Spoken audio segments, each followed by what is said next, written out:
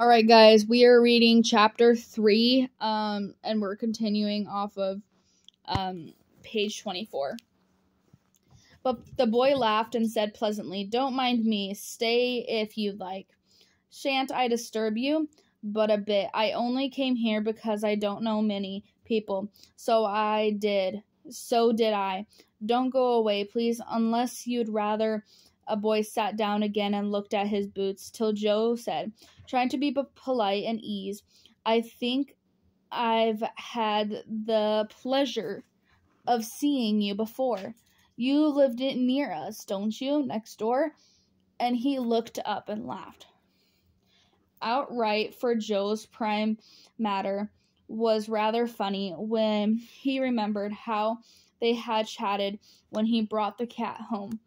That put Joe at her ease, and she laughed too, as she said at her hardest way, "We did have such a good time over your nice Christmas present. Grandpa sent it. But you put it into his head, didn't you now?"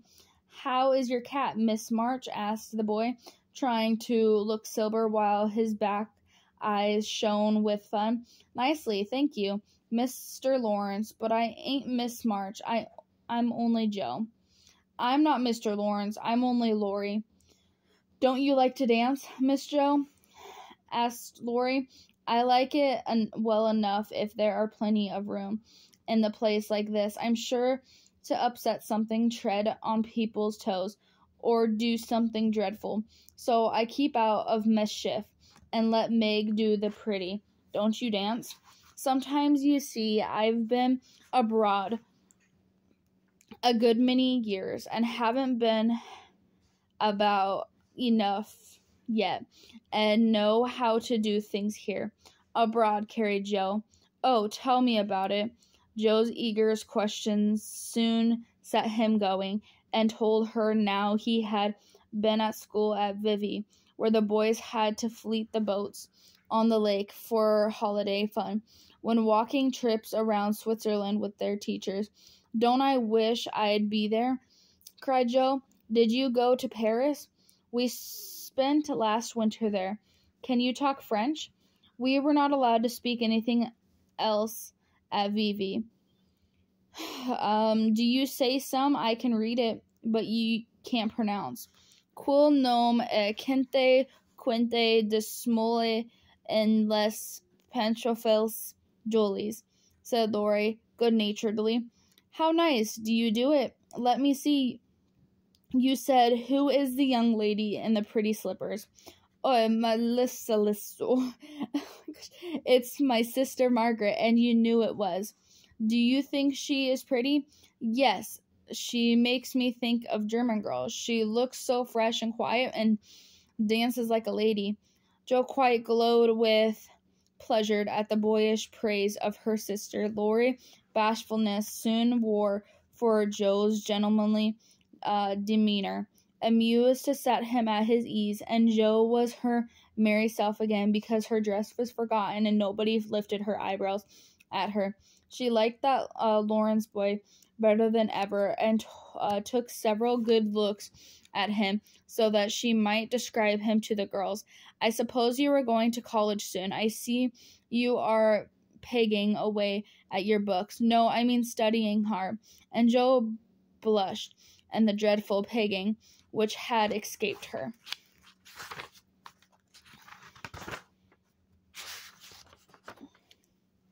Laurie smiled, but didn't seem shocked, and answered with a shrug, "Not for 2 or 3 years yet.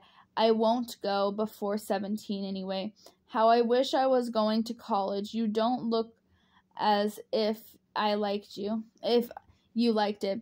I hate it. Nothing with grinding or skylarking. And I don't like the way fellows do either in this country." "What do you like?"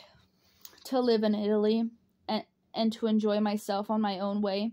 Joe wanted to ask what his own way was, but his black brows looked rather threatening as he knitted them. So she changed the subject by saying, "That's a splendid polka. Why don't you go and try it?" If you come too, he answered with a queer little French bow.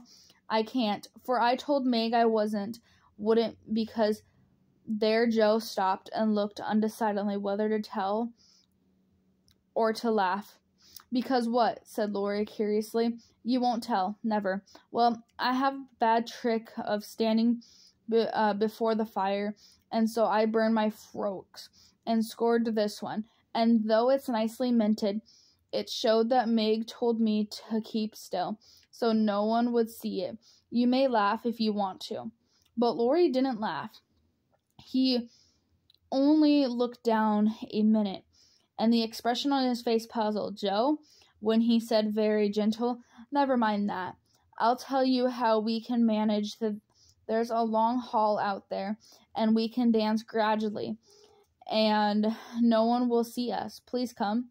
Joe thanked him and gladly went, and wishing she had 2 neat gloves.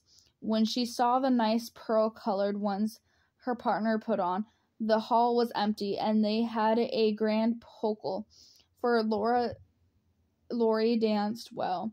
When the music stopped, they sat down on the stairs to get their breath, and Laurie was in the midst of the count of the students' festival at Heidelberg.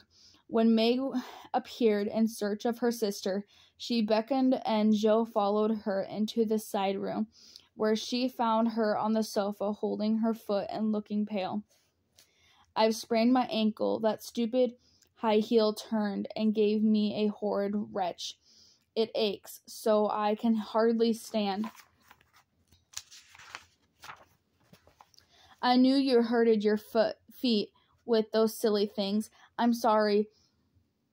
I don't see what you can do except get a carriage or stay here all night, answered Joe softly, rubbing the poor ankle as she spoke.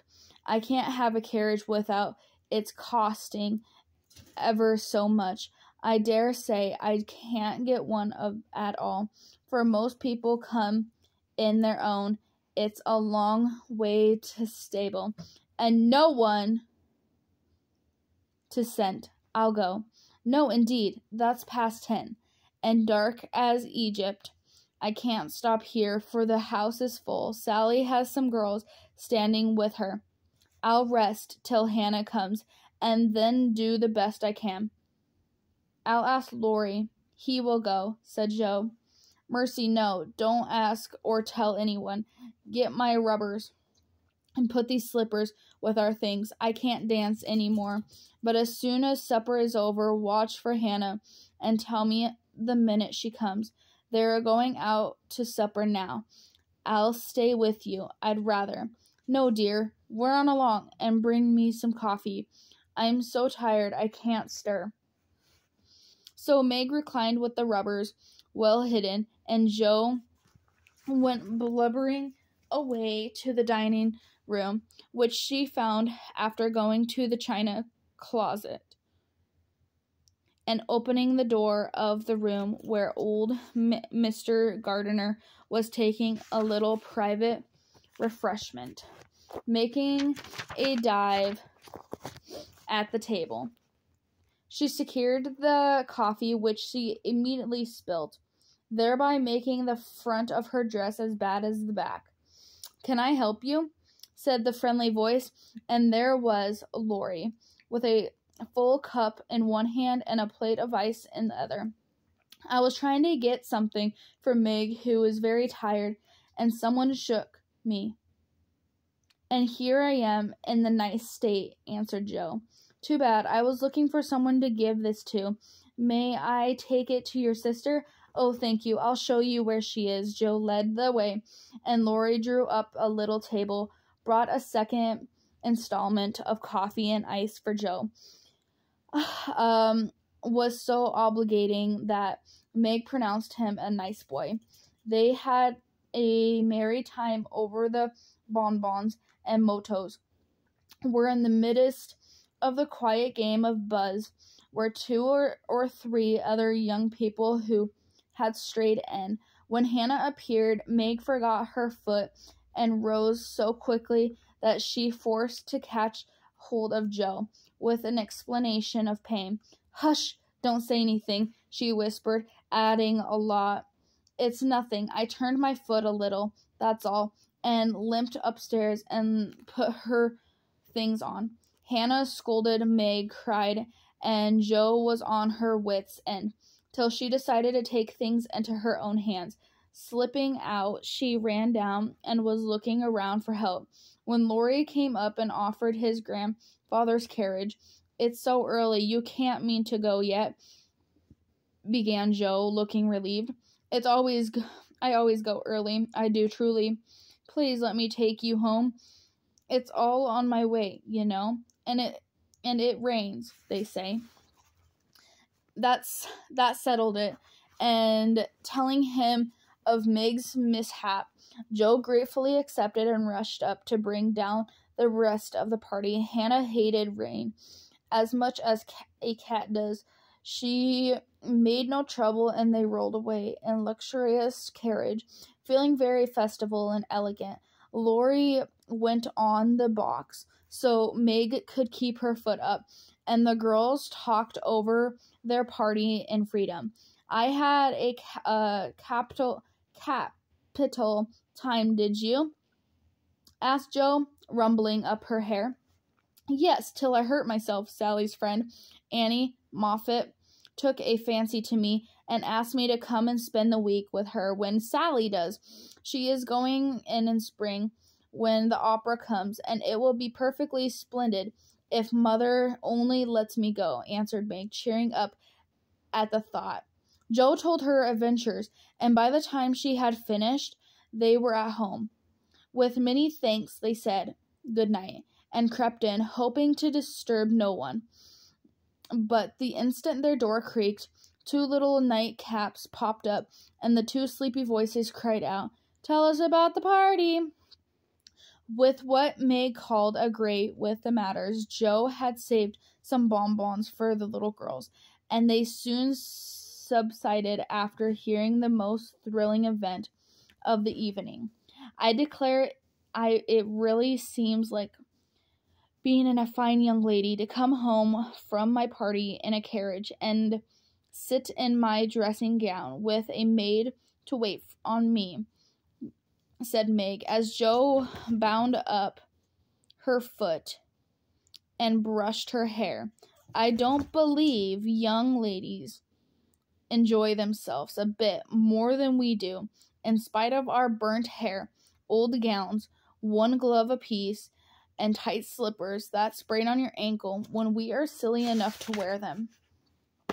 And that is the end of Chapter 3, Part 2. I will be on Chapter 4 in the next video.